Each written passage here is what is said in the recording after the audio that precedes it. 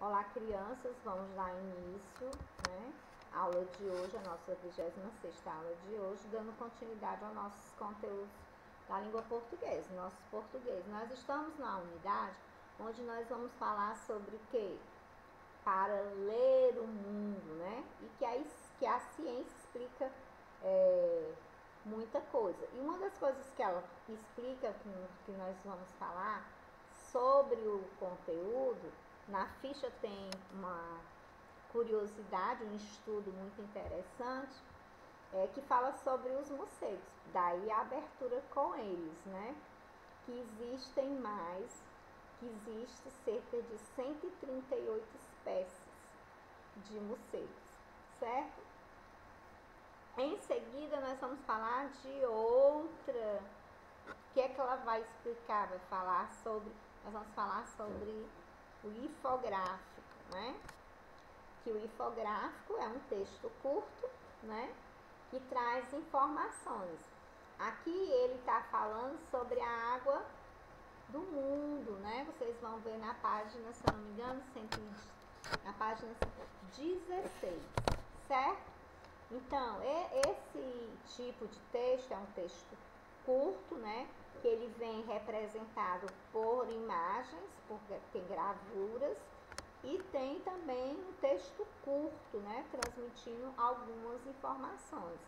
Esses infográficos também podem ser textos curtos, podem ser representados com desenho, ter setas indicativas, né? Para direcionar, para explicar melhor as setas, para o seu entendimento ser melhor, e números. E normalmente os infográficos, eles possuem um título, né? Para saber do conteúdo que está sendo estudado, de que se trata aquele conteúdo, tá certo? Então vamos ler aqui. Existe outro tipo de textos que também nos mostra dados científicos, porque nós falamos da nota de divulgação científica, né, na aula anterior, e agora nós estamos falando de infográficos, que também são dados científicos, né, dados através de quê? De estudos, de registros, de observações, né? Então, eles utilizam imagem para explicar os dados e facilitar a compreensão de todos. Quando nós vamos para algum tipo de... Vamos supor, você vai para o shopping. Eu não gosto muito de shopping, não. Então, você vai para o shopping. Então, indo ao shopping, você também tem infográfico no shopping. Tem infográfico com setas indicativas, dizendo o que você vai encontrar no andar, no segundo andar, no terceiro andar, onde é o banheiro, tem as setas indicativas. Isso são infográficos. Por quê? Porque ele transmite informações. Falei sobre os morcegos lá na abertura, no começo, né? Então, nós vamos falar aqui, ter como revisão, porque essa nota do texto não é um infográfico, é uma divulgação científica, né? Então, é uma divulgação científica, né? É uma nota de divulgação científica. Então, os morcegos, na página 3 da ficha, acompanhem aí, façam a leitura de vocês. Tá falando que eles são voadores, né? Que os membros anteriores transformados deles são em asas, né? Os membros anteriores que pode ser encontrado em quase todas as regiões do planeta Terra. Mas a principal informação que tem aí é que no Brasil, né? Tá falando em morcego, mas no Brasil, que tem cerca de 138 espécies de morcego. Mas continua sendo estudado ainda, né? E tem até um acesso aqui que vocês podem depois olhar e estudarem mais, falando sobre ele, certo? Então, é a ficha na página 13, página 3, certo?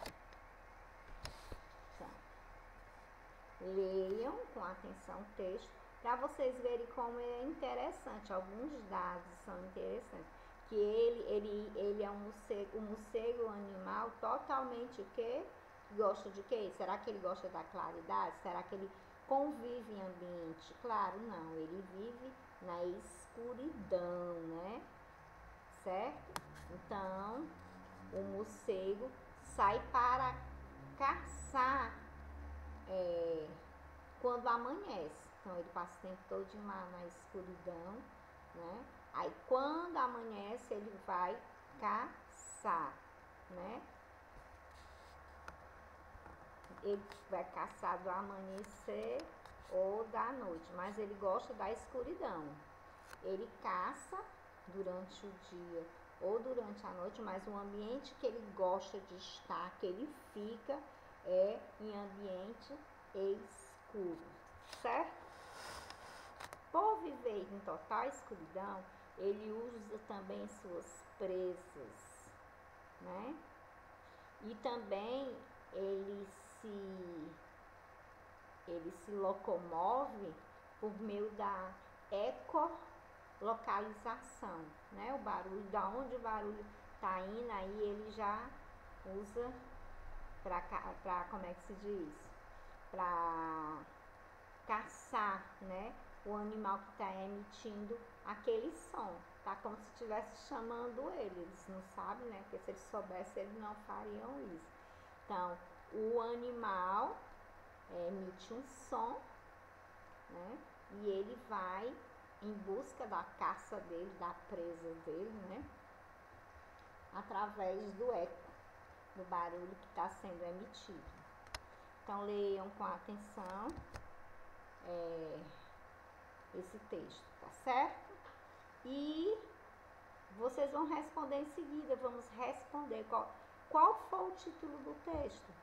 Então, o texto é um texto que fala sobre os morcegos. Tá bem negrito, né? Aqui no livro de vocês. Vocês vão ver um texto maior, com mais facilidade. Por isso que tudo que eu apresentar aqui, você acompanha no seu livrinho, para você não forçar a sua vista, tá certo? Qual é o tema abordado?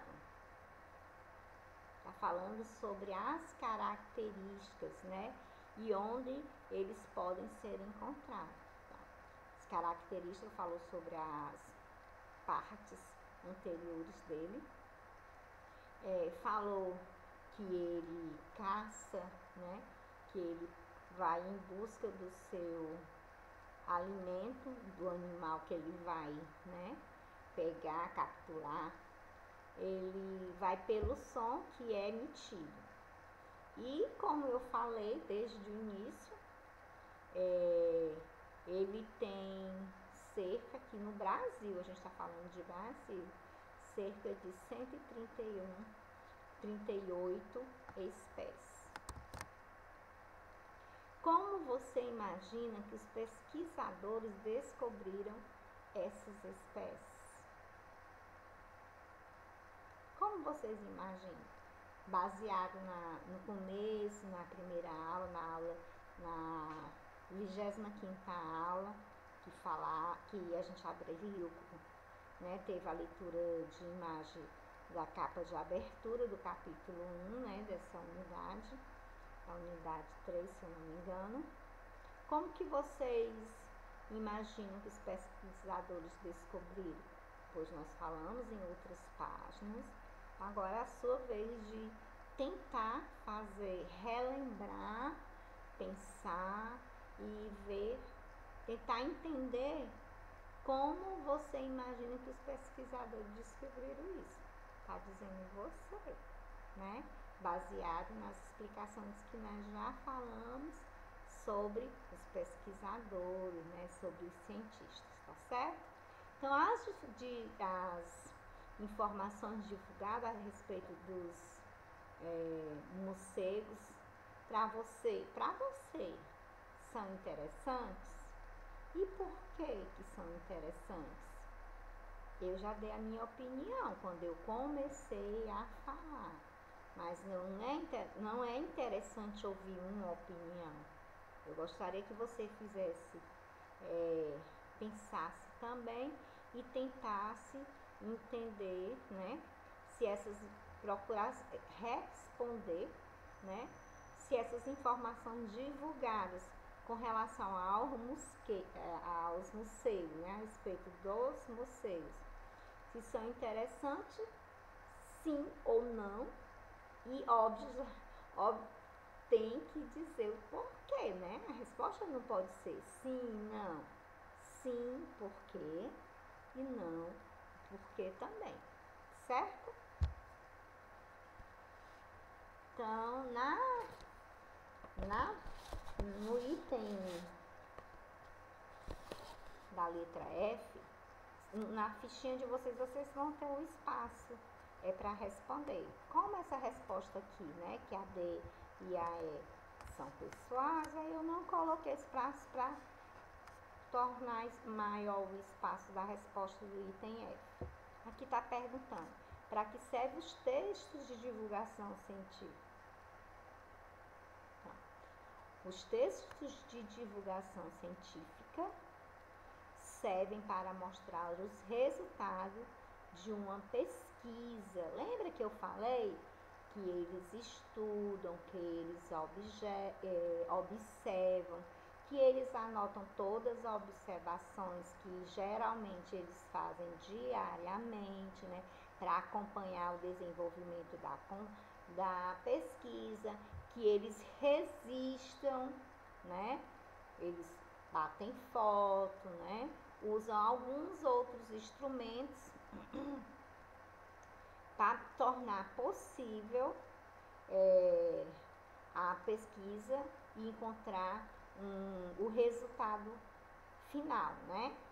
Então, esse texto apresenta as informações do problema tratado e contribui para informar a respeito sobre o assunto, com dados e fatos estudados, analisados, registrados, né?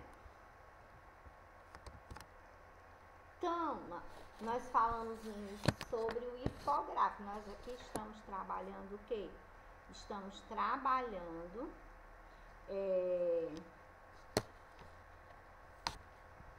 na nossa ficha e nós estamos falando sobre o infográfico, que a definição é o quê? Que é um texto que serve para transmitir informações por meios de imagens, um texto curto, né, para não se tornar cansativo. Então, a imagem ajuda muito. Então, você vê palavras, é usado palavras, é usado números, né, com dados que foram pesquisados, né, e as imagens. E o infográfico, ele tem, como nós vimos, tem um título. Nesse infográfico aqui, está sendo estudado o quê? Está falando sobre os animais de estimação. E tem um percentual de pessoas que possuem animais de estimação em 22 países, né? Então, cachorro, 33%. As aves, né, que são os pássaros, né, tem um total de 6%. Peixe, né, pessoas que gostam de criar peixe, 12%. O gato, 23%. Outros, né, outros bichinhos como os hamster. Eu já tive um hamster. Fiquei muito triste quando eu adquiri o hamster. Disseram, depois que eu obtive ele, me disseram que ele só tinha 2 anos de vida. Aí eu fiquei muito preocupada porque eu me apego, né? Então, o que foi que aconteceu? Ele durou 2 anos, certinho, 2 anos. Foi 2 anos que ele durou, que nós nos apegamos muito, no caso era eu e meu filho, que gostávamos dele. Então, eu não sei se ele morreu de emoção, ele tinha uma gaiolinha, né, que ele ficava, simples, que tinha a casinha dele, que tinha os alimentos dele, tinha rasca de madeira, tinha um ambiente propício para ele, né? Quando a gente queria brincar com ele, soltar ele, e a gente não podia soltar ele na casa sem proteção, nós compramos uma bola grande, que ele gostava muito dessa bola, que ele ficava rolando de um lado para o outro, brincando, andando na casa, sem correr risco, né? Sem correr risco. Depois nós compramos uma gaiola bem grande. Nessa gaiola, ela como se fosse para ele o beach park, né? Que tinha uns caninhos que ele entrava, se escondia, depois ele estava no outro, vários canos. Bem interessante. Tinha como se fosse uma roda gigante, sei lá como era, que ele ficava andando lá em cima, rodando. Aí, só que ele usou pouco essa gaiolinha. Essa gaiolinha ele usou em torno só de 5 meses. Pena que eu encontrei essa gaiola próximo da morte dele, né? Mas eu estou falando do hamster aí porque está se referindo a outros animais. Tem um percentual de 6%. E 43% não possui animal de estimação. Então, é um percentual, uma pesquisa feita das pessoas que têm animais de estimação.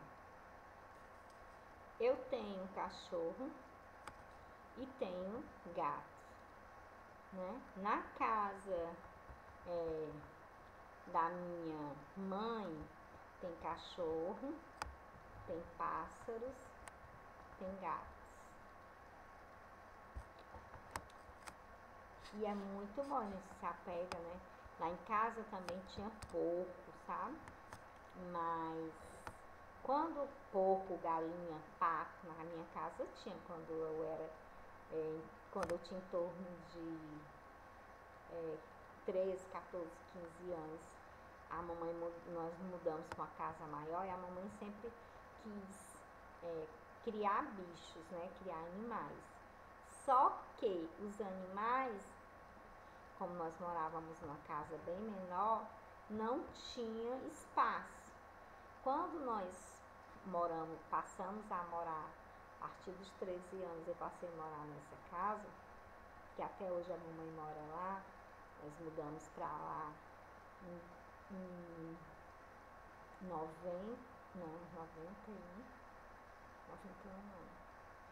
79, nós mudamos para lá em 79. Então,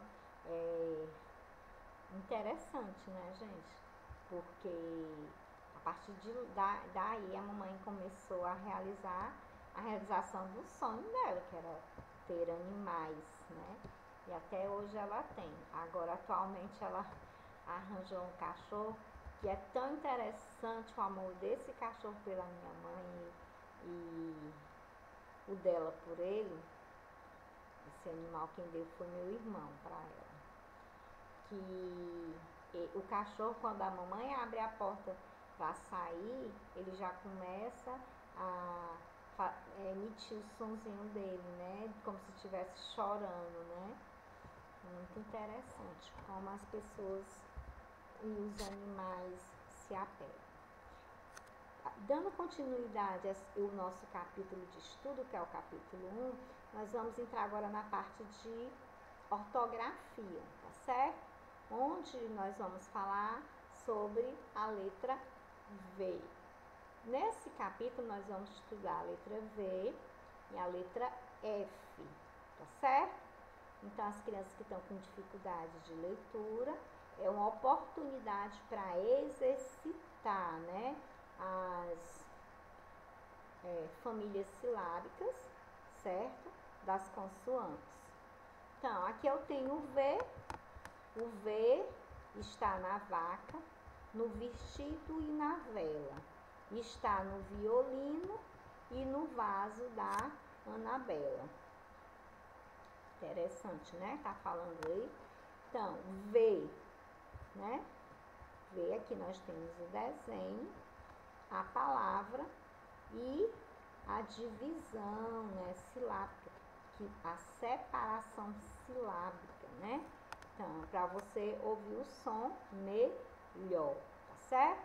Então, nós temos a palavra vaca, violão, vovô, porque ó, o vovô, acento circunflexo, né, no vovô.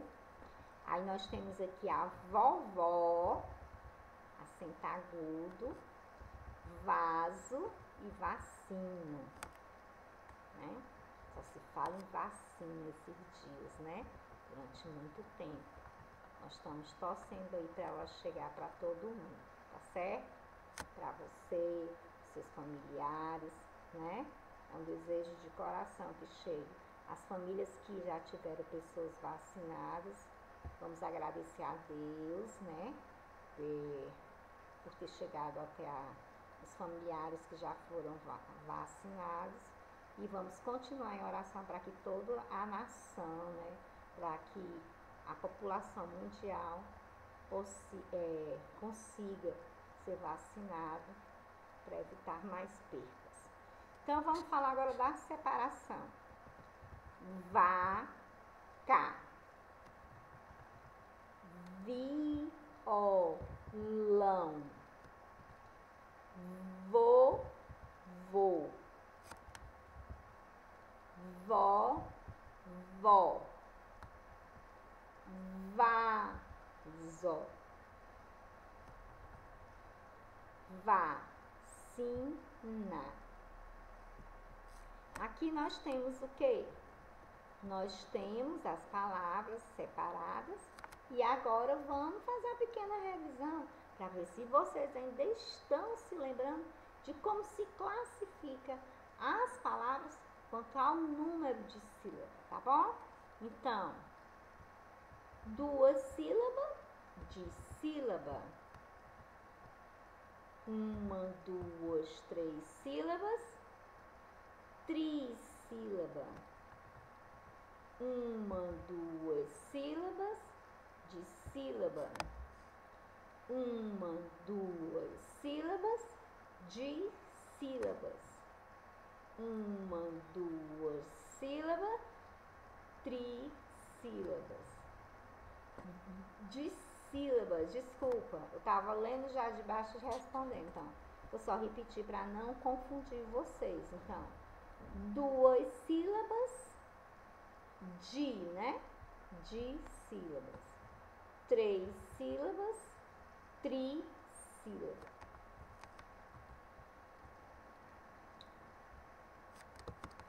Nós finalizamos a nossa 36ª aula de português. Um beijo e até a próxima aula. E as crianças que estão com dificuldade de leitura, exercite essas palavrinhas que eu coloquei aí, pesquisem outras palavrinhas, tentem fazer com o responsável de vocês treinos ortográficos, né? Focando alguma família silábica, trabalhando com B, trabalhando com C, trabalhando com D. Aqui, por exemplo, você trabalhou com B, babá, babê, né? Boi, trabalhando com B. Quando for para o C, você trabalha só com o C e depois vai juntar o B com o C, porque você já sabe formar as palavras com a família do B, você estudou a família do C, então você pode juntar as duas familhinhas para formar outras palavras, tipo bicó, eu trabalhei a família do B e trabalhei a família do C. Quando Quando chegar na letra D, você faz palavras só usando a família do D e depois você junta com as que já foram estudadas, com B, com C e com D, e assim por diante. Fica a dica, né? Mais uma sugestão, que eu creio que vocês podem ter outra metodologia, pode já ter pesquisado e pode já estarem aperfeiçoando e exercitando a leitura. Para as crianças que já sabem ler, né, a minha orientação é que continue lendo, exercitando a leitura. Quanto mais você lê, mais a sua leitura vai ficar melhor, você vai descobrir palavras novas e seu vocabulário vai ficar mais rico, né? Você vai conhecer mais palavras. Um beijo bem grande, bem forte. Fiquem com Deus.